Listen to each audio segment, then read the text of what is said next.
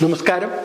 Exit poll ഫലങ്ങൾ പുറത്തു വന്നതിന് ശേഷം ജൂൺ 3-ാം തീയതി ഇന്ത്യൻ ഓഹരി വിപണി വലിയ മുന്നേറ്റം നടത്തിയതും എന്നാൽ വോട്ടെണ്ണിയ ദിവസം, അതായത് ജൂൺ 4-ാം തീയതി വലിയ തോതിൽ ഇടിഞ്ഞു പോയതുമായിട്ടുള്ള സ്ഥിതിവിശേഷം ഇന്ന് ഒരു വിവാദമായി വളർന്നു വന്നിരിക്കുകയാണ്. തെരഞ്ഞെടുപ്പിൻ്റെ റിസൾട്ട് വന്നതിന് ശേഷം രാഹുൽ ഗാന്ധിയാണ് ഈ വിവാദം, ഈ ആരോപണവുമായി രംഗത്ത് ആദ്യം എത്തിയത്. വാസ്തവത്തിൽ നമ്മളൊന്ന് പരിശോധിക്കുമ്പോൾ ജൂൺ 3-ാം തീയതി, അതായത് ജൂൺ 1-ാം തീയതി തെരഞ്ഞെടുപ്പ് 7-ാം ഘട്ടവും പൂർത്തിയായതിനു ശേഷം വൈകിട്ട് എക്സിറ്റ് പോൾ ഫലം പുറത്തു വന്നതിന് ശേഷം ആദ്യത്തെ ട്രേഡിംഗ് ദിവസം എന്ന് പറയുന്നത് ജൂൺ 3-ആണ്.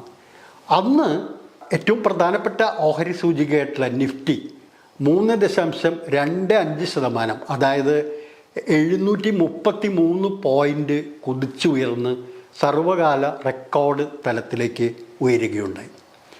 അന്നത്തെ കണക്ക് നമ്മൾ പരിശോധിക്കുമ്പോൾ നിക്ഷേപകരെ സംബന്ധിച്ചിടത്തോളം ആ വലിയ നേട്ടത്തിലൂടെ അവരുടെ മുതൽ മുടക്കിൽ, അവരുടെ നിക്ഷേപത്തിൽ ഉണ്ടായ വർധന 11 ലക്ഷം കോടി രൂപയാണ്. എന്നാൽ ജൂൺ 4-ന് റിസൾട്ട് വന്നപ്പോൾ സംഭവിച്ചത് നേരെ തിരിച്ചാണെന്ന് മാത്രമല്ല, വലിയ തോതിലുള്ള ഒരു ഇടിവിലേക്ക് ഇന്ത്യൻ ഓഹരി കമ്പോളം പോവുകയുണ്ടായി. അതാണ് ഒരു സംശയാസ്പദമായ സാഹചര്യത്തിലേക്ക്, ഇതിൽ ആരുടെയെങ്കിലും രീതിയിലുള്ള മാനിപ്പുലേഷൻ, ഇടപെടൽ അടക്കമുള്ള കാര്യങ്ങൾ ഉണ്ടായിട്ടുണ്ടോ, 3-ാം തീയതി വലിയ തോതിൽ ലാഭമെടുത്ത് ചില തൽപര കക്ഷികൾ പിന്മാറിയിട്ടുണ്ടോ എന്നതടക്കമുള്ള പ്രശ്നങ്ങൾ ഉയർന്നു വരുന്നത്. അതുകൊണ്ടാണ് ഈ കാര്യത്തിൽ സമഗ്രമായിട്ടുള്ള ഒരു അന്വേഷണം വേണം.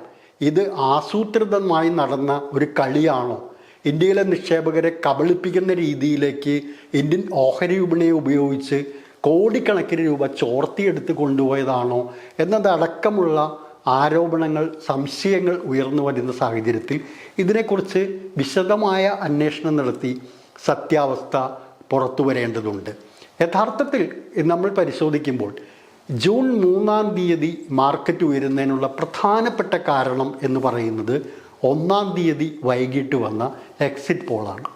ആ എക്സിറ്റ് പോളിനകത്ത് പറയുന്ന കാര്യം, BJPക്ക് തനിച്ച് 272 സീറ്റിലധികം നേടി BJP നയിക്കുന്ന മുന്നണിയായ NDAക്ക് 340 മുതൽ 370 വരെ സീറ്റുകൾ നേടി വലിയൊരു വിജയത്തിലേക്ക് കുതിക്കാൻ കഴിയും എന്നാണ് എല്ലാ എക്സിറ്റ് പോളുകളും പ്രവചിച്ചത്.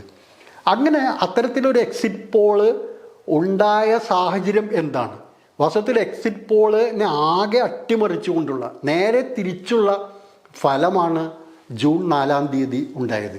അപ്പോൾ എക്സിറ്റ് പോൾ എന്ന് പറയുന്നത് കൃത്രിമമായി സൃഷ്ടിക്കപ്പെട്ട ഒന്നാണോ എന്നുള്ള സംശയം കൂടി ഉയരുകയാണ്. ഏതായാലും എക്സിറ്റ് പോൾ വന്നതിന് ശേഷം ജൂൺ 3-ാം തീയതി മാർക്കറ്റ് കുതിച്ച് കയറുന്നൊരു സ്ഥിതിവിശേഷം ആണ് കണ്ടത്. ഇവിടെ സംശയം എന്താണെന്ന് ചോദിച്ചാൽ, ഇതിനകത്ത് വന്നിരിക്കുന്ന ആരോപണം അല്ലെങ്കിൽ സംശയകരമായ സാഹചര്യം എന്ന് പറയുന്നത് ഇതാണ്. അതായത് തെരഞ്ഞെടുപ്പിൻ്റെ 4-ാം ഘട്ടം കഴിയുന്നതോടുകൂടി ഒരു കാര്യം വ്യക്തമായിരുന്നു, BJP NDA ഗവൺമെൻറ് നേരത്തെ ഉണ്ടായിരുന്ന സ്ഥിതിവിശേഷം നിലനിർത്താൻ സാധ്യതയില്ല, BJPക്ക് തനിച്ച് ഭൂരിപക്ഷം കിട്ടാനുള്ള സാധ്യതയില്ല, മറിച്ച് ഇന്ത്യ സഖ്യം ഒരുപക്ഷെ അധികാരത്തിലേക്ക് എത്തുന്നതിനുള്ള സാഹചര്യം പോലും ഉണ്ട് എന്നുള്ളൊരു വിലയിരുത്തൽ ഉണ്ടായി. അതുകൊണ്ട് 4-ാം ഘട്ടത്തിന് ശേഷം പ്രത്യേകിച്ച് ഓഹരി വിപണി മെല്ലെ ഇടിയുന്ന സ്ഥിതിവിശേഷം ആണ് കണ്ടത്. ഈ ഘട്ടത്തിലെല്ലാം പ്രധാനമന്ത്രി നരേന്ദ്രമോദിയും ആഭ്യന്തരമന്ത്രി അമിത്ഷായും ധനകാര്യമന്ത്രി നിർമ്മല സീതാരാമനും ആവർത്തിച്ച് ജനങ്ങളോട് പറഞ്ഞൊരു കാര്യം, ജൂൺ 4-ന് ശേഷം ഇന്ത്യൻ ഓഹരി വിപണി കുതിച്ചു കയറും. അതുകൊണ്ട് ഇന്ത്യയിലെ ഓഹരി നിക്ഷേപകർ, പ്രത്യേകിച്ച് ചെറുകിട നിക്ഷേപകർ ഇപ്പോൾ വലിയ തോതിൽ നിക്ഷേപിച്ചാൽ തെരഞ്ഞെടുപ്പ് ഫലം പുറത്തു വരുമ്പോൾ അവർക്ക് വലിയ നേട്ടം ഉണ്ടാകും എന്ന് ആവർത്തിച്ച് പറഞ്ഞുകൊണ്ടിരുന്നു. അങ്ങനെ ആവർത്തിച്ച് ഇവർ പറയാനുള്ള കാരണം എന്താണ്? ഇവരെന്തിനാണ് ആവർത്തിച്ച് നിക്ഷേപകർക്ക് ഇത്തരത്തിലുള്ള ഉപദേശം കൊടുക്കുന്നത്?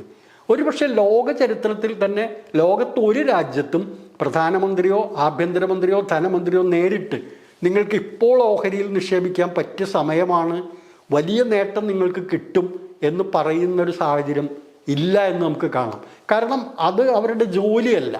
നിക്ഷേപകർക്ക് എപ്പോൾ നിക്ഷേപിക്കണം, എങ്ങനെ നിക്ഷേപിക്കണം എന്നുള്ള ഫൈനാൻഷ്യൽ അഡ്വൈസ് കൊടുക്കുന്ന ആളുകളല്ല ഈ പറഞ്ഞ ആളുകളൊന്നും.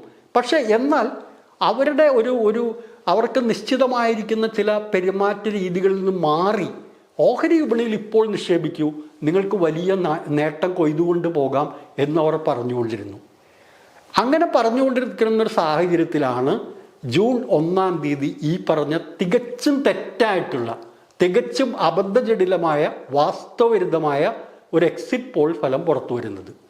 അപ്പോൾ ഈ നമ്മുടെ ഇന്ത്യൻ ഓഹരി വിപണിയെ സംബന്ധിച്ചിടത്തോളം ഉണ്ടായിരുന്നൊരു പ്രത്യേകത, ഇന്ത്യൻ ഓഹരി വിപണി പ്രതീക്ഷിച്ചിരുന്നത് മോഡി സർക്കാർ തന്നെ തിരിച്ച് അധികാരത്തിൽ വരും, BJPക്കും NDAക്കും കൂടി 370-ലധികം സീറ്റ് ഉണ്ടാകും.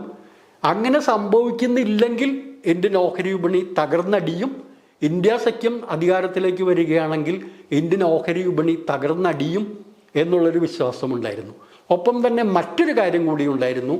BJPക്ക് തനിച്ച് ഭൂരിപക്ഷം കിട്ടാതെ സഖ്യകക്ഷികളുടെ സഹകരണത്തോടെ ആണ് ഭരണമുണ്ടാവുന്നതെങ്കിലും ഓഹരി വിപണിയിൽ വലിയ തകർച്ച ഉണ്ടാകും എന്നായിരുന്നു പറഞ്ഞിരുന്നത്.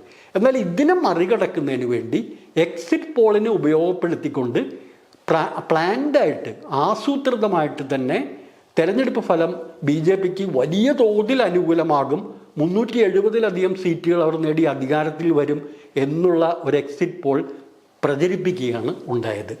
അതിൻ്റെ ഫലമായാണ് ജൂൺ 3-ാം തീയതി ഓഹരി വിപണി ഇത്ര വലിയ തോതിൽ കുതിച്ചുയർന്നത്. ആ ഘട്ടത്തിൽ 11 ലക്ഷം കോടി രൂപയുടെ നേട്ടം നിക്ഷേപകർക്ക് ഉണ്ടായിട്ടുണ്ടെങ്കിൽ ആ നേട്ടം കൊയ്തുകൊണ്ട് പോയത് ആരാണ് എന്ന് അന്വേഷിക്കേണ്ടതുണ്ട്. എന്നാൽ ജൂൺ 4-ന് തെരഞ്ഞെടുപ്പിൻ്റെ റിസൾട്ട് വന്നപ്പോൾ, ഫലം മറിച്ചായപ്പോൾ ഓഹരി വിപണി തകർന്നടിഞ്ഞു. നിഫ്റ്റി 8.52% ഇടിഞ്ഞു. അതായത് 1982 പോയിന്റ് ഇടിഞ്ഞ് താഴേക്ക് പോയി. ഈ സ്ഥിതിവിശേഷം ഉണ്ടായി. അപ്പോൾ ആസൂത്രിതമായി തന്നെ ഏതാണ്ട് 4-ാം ഘട്ടത്തിന് ശേഷം ഓഹരി വിപണിയിലേക്ക് ആളുകളെ ആകർഷിക്കുകയും വലിയ തോതിൽ ഓഹരി വിപണിയെ പതുക്കെ ഉയർത്തിക്കൊണ്ടുവരികയും ജൂൺ 1-ാം തീയതി തെറ്റായ എക്സിറ്റ് പോൾ പ്രചരിപ്പിക്കുകയും ജൂൺ 3-ാം തീയതി വലിയ തോതിൽ മുന്നേറിയപ്പോൾ ആ നേട്ടമെടുത്തുകൊണ്ട് ഏതെങ്കിലും നിക്ഷേപ സ്ഥാപനങ്ങൾ, കോർപ്പറേറ്റ് സ്ഥാപനങ്ങൾ പോയിട്ടുണ്ടോ, അവിടെ ആർക്കാണ്, തങ്ങളുടെ താല്പര്യക്കാർക്കാണോ നേട്ടമുണ്ടായത് എന്നതടക്കമുള്ള കാര്യമാണ് അന്വേഷണ വിധേയം ആക്കേണ്ടത്. അതാണ് ഈ ആരോപണത്തിൻ്റെ, ഈ സാഹചര്യത്തിൻ്റെ ഏറ്റവും വലിയ പ്രാധാന്യം എന്ന് പറയുന്നത്. ഇനി മറ്റൊരു വശം കൂടി പരിശോധിക്കാം. അതായത് ഓഹരി വിപണി, NDA സർക്കാർ അധികാരത്തിൽ വരുന്നില്ല, അവർക്ക് ഭൂരിപക്ഷം കാര്യമായി ലഭിക്കുന്നില്ലെങ്കിൽ ഇടിഞ്ഞു പോകും എന്നുള്ള പ്രവചനവും പിന്നീട് തെറ്റാണെന്ന് തെളിഞ്ഞു. ഓഹരി വിപണി വീണ്ടും കരുത്ത് വീണ്ടെടുത്തു. അതായത് ജൂൺ 4-ന് ശേഷം വിപണി മുന്നേറുകയും സർവകാല റെക്കോർഡുകളിലേക്ക് വീണ്ടും കുതിക്കുകയും ബോംബെ ഓഹരി സൂചികയായിട്ടുള്ള സെൻസെക്സ് 76,000 പോയിന്റ് എന്ന് പറയുന്ന റെക്കോർഡ് നിലവാരം മറികടന്ന് മുന്നേറുന്ന സ്ഥിതിവിശേഷവും ഉണ്ടായി. അതുകൊണ്ട് NDA സർക്കാർ, മോദി സർക്കാർ തന്നെ തുടരുന്നില്ല, അല്ലെങ്കിൽ മോദി സർക്കാരിന് ഗണ്യമായ തോതിലൊരു ഭൂരിപക്ഷം കിട്ടുന്നില്ലെങ്കിലും ഓഹരി വിപണി ഇടിഞ്ഞു പോകും എന്ന് പറയുന്നതും അസ്ഥാനത്തായിരുന്നു, തെറ്റായിരുന്നു എന്ന് ഇപ്പോൾ തെളിഞ്ഞിരിക്കുകയാണ്. അപ്പോൾ ഇതിൽ നിന്ന് നമ്മൾ മനസ്സിലാക്കേണ്ടത്, ജൂൺ 3-ന് ഈ വലിയ തോതിൽ സ്റ്റോക്ക് മാർക്കറ്റിനെ ഉയർത്തിക്കൊണ്ടുവന്ന് അന്ന് നേട്ടമുണ്ടാക്കി പോയത് ആരൊക്കെയാണ്? ജൂൺ 4-ന് മാർക്കറ്റ് ഇടിഞ്ഞു തകർന്നു പോകുന്നതിൻ്റെ കാരണക്കാർ ആരൊക്കെയാണ്? അതുപോലെ തന്നെ എക്സിറ്റ് പോളിൻ്റെ കാര്യത്തിൽ ഈ ഇത്തരത്തിലുള്ളൊരു ഫേക്കായിട്ടുള്ള തെറ്റായ എക്സിറ്റ് പോൾ എവിടെ നിന്നുണ്ടായി? എല്ലാ ഏജൻസികളും ഒരേ രീതിയിൽ 370 സീറ്റോളം NDAക്ക് കിട്ടും എന്ന് പ്രവചിക്കാനുള്ള കാരണം എന്തായിരുന്നു? എന്തുകൊണ്ടാണ് ഫിനാൻഷ്യൽ അഡ്വൈസർമാരെ പോലെ പ്രധാനമന്ത്രിയും ആഭ്യന്തരമന്ത്രിയും ധനമന്ത്രിയും രാജ്യത്തെ ജനങ്ങളോട് നിങ്ങൾ ഇപ്പോൾ നിക്ഷേപിക്കൂ, തെരഞ്ഞെടുപ്പ് കഴിഞ്ഞാൽ വലിയ നേട്ടമുണ്ടാകും, ഇങ്ങനെയുള്ള ചോദ്യങ്ങൾ, അതായത് വലിയ തോതിൽ രാജ്യത്തെയും ഓഹരി വിപണി തെറ്റിദ്ധരിപ്പിച്ചുകൊണ്ട് കൃത്രിമമായൊരു മുന്നേറ്റം സൃഷ്ടിച്ചെടുത്തതിന് പിന്നിൽ ആരൊക്കെയാണ്, ആരൊക്കെ നേട്ടം കൊയ്തു, എന്തുകൊണ്ട് പ്രധാനമന്ത്രി അടക്കമുള്ള നേതാക്കൾ ഇത് പറഞ്ഞു പ്രചരിപ്പിച്ചു എന്നുള്ള വളരെ പ്രധാനപ്പെട്ട നിർണായകമായ ചോദ്യങ്ങൾക്ക് രാജ്യം ഉത്തരം കണ്ടെത്തേണ്ടതുണ്ട്. ഒരു തെരഞ്ഞെടുപ്പ് ഘട്ടത്തെ പോലും, അതിലെ പോളിങ്ങിനെ പോലും, എക്സിറ്റ് പോളിനെ പോലും ഫലപ്രദമായി തങ്ങൾക്ക് 10,000-കണക്കിന് കോടി രൂപ ഓഹരി വിപണിയിൽ നിന്നും അടിച്ചു മാറ്റാൻ ചില തൽപര കക്ഷികൾ ശ്രമിച്ചിട്ടുണ്ടെങ്കിൽ തീർച്ചയായിട്ടും അത് അന്വേഷിക്കേണ്ടതല്ലേ? അല്ലെങ്കിൽ സ്വാഭാവികമായ മാറ്റമാണ്, അങ്ങനെയാണ് ഇങ്ങനെയാണെന്നുള്ള പ്രചരണങ്ങളും അതുപോലെ തന്നെയുള്ള വിശദീകരണങ്ങളും ഇവിടെ അത്ര യോജിച്ച് പോകുന്നില്ല എന്നുള്ളതാണ് പ്രശ്നം. അതുകൊണ്ട് ഇക്കാര്യത്തിൽ കൃത്യമായിട്ടുള്ള സെബി അടക്കമുള്ള ഏജൻസികൾ, റിസർവ് ബാങ്ക് ഓഫ് ഇന്ത്യ അടക്കമുള്ള ഏതൊക്കെ ഏജൻസികളാണോ ആ ഏജൻസികളെല്ലാം ഇടപെട്ട് ഇത്തരത്തിൽ കൃത്രിമമായ ഓഹരി വിപണിയിൽ നിന്നും ലാഭമെടുപ്പാൻ, വലിയ തോതിൽ പ്രോഫിറ്റ് കൊണ്ടുപോകുന്നതിന് വേണ്ടി ശ്രമിച്ചിട്ടുള്ള ഒരു ശ്രമം നടന്നിട്ടുണ്ടോ എന്നടക്കമുള്ള അന്വേഷണത്തിലൂടെ മാത്രമേ സത്യം പുറത്തു വരികയുള്ളൂ. എക്കാലത്തും ഓഹരി വിപണി ഇതുപോലെ മാനിപ്പുലേറ്റ് ചെയ്യുന്ന, കൃത്രിമമായി ലാഭം കൊയ്തുകൊണ്ട് പോകുന്ന സ്ഥിതിവിശേഷം ആവർത്തിക്കപ്പെട്ടിട്ടുണ്ട്. അപ്പോഴൊക്കെ നിക്ഷേപകർക്ക്, പ്രത്യേകിച്ച് ചെറുകിട നിക്ഷേപകർക്ക് വലിയ തോതിൽ നഷ്ടവും സംഭവിച്ചിട്ടുണ്ട്. ഈ സ്ഥിതിവിശേഷത്തെപ്പറ്റി തീർച്ചയായിട്ടും അറിയുന്നതിനുള്ള അവകാശം രാജ്യത്തെ ജനങ്ങൾക്കുണ്ട് എന്ന് മാത്രം സൂചിപ്പിക്കുകയാണ്. ഏവർക്കും നന്ദി, നമസ്കാരം.